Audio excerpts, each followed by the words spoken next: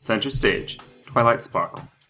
Twilight's character has been discussed to death, and what with her ascension to alicornhood and with discussing the other five, she's the main focal point of many topics. Being the focal point of the show and therefore being the most important character, I don't think she's gotten enough criticism as she deserves. I always try to make an attempt to tread new ground, and with Twilight, it's been difficult. Twilight's tropes are used and tired, from which many arguments can be made to her faults and strengths as a character. However, when looking at such a meld of stock characters, it's important to focus on Twilight, rather than the archetypes, which becomes increasingly hard to do as we go deeper into analysis. Ironically, as the seasons go on and she makes a personality of herself, it becomes clear that she is no simple meld of archetypes, but a character all on her own. The framework of the show is through Twilight. We see most things from Twilight's perspective. This raises the question, is Twilight's view objective? Subjective? Would we be able to trust Twilight as a narrator? Herein lies the meat of today. It's my belief that we cannot. I guess the most obvious evidence, and the first to explore, is the episodes where Twilight shows us a shattered persona, in Look Before You Sleep, Lesson 0, and It's About Time. In Look Before You Sleep, Twilight shows that she is blind to the social chasm between Applejack and Rarity, and thus shows her lack of understanding towards her friends. Granted, this is still yet early into the series, and maybe Twilight didn't have the time to get to know her friends on any kind of deep level yet. But in spite of this, I think that the cues Applejack and Rarity were openly showing to both Twilight and the viewer show her raw denial of the circumstance. In Lesson 0, we get to see Twilight's solid break with reality, as she enters albeit a minor state of psychosis. The episode tells us that Twilight's life is centered around routine, and she really doesn't have her hooves planted firmly in the ground. Though Twilight's studies are important to her, it's odd that we find her so upset about missing an assignment she assumes is due at the end of each week.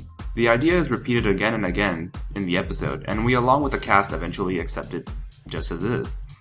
There's a problem with Twilight's mental instability here, however. Twilight cannot be said to be neat and tidy at the beginning of the series. She has often left books here and there. Rather, Spike can be said to be the one who has kept everything in order.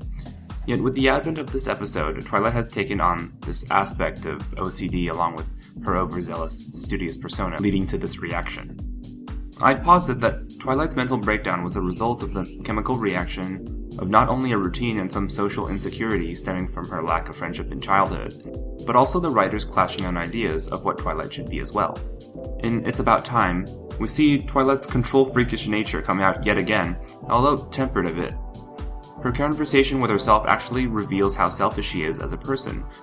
Through not letting her future self speak, she misses the message entirely and embarks on a journey of self-discovery until finally, at the end, she is shown to value what others say when she goes back in time.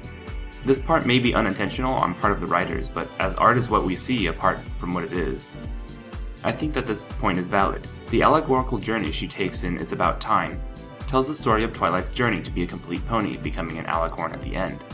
It's curious that she takes this trip with Pinkie and not Rarity, but I'm willing to suspend that argument in favor of the chemistry between Pinkie and Twilight over the metaphorical meaning on this occasion.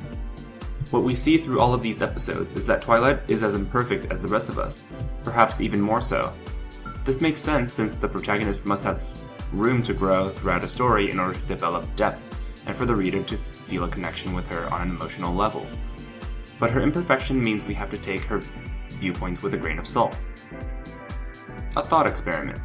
What if what the viewer sees in each episode is simply an interpretation by Twilight? It would certainly make Candlelight Wedding make a lot more sense, and if you guys want more details on that, throw it in the comments section. But if the world we see is tinted in Twilight's color, we must see that the world and its characters may not really be what we see them as. Rarity may be a different pony, she's just shown to be the way she is due to Twilight's lens of the world.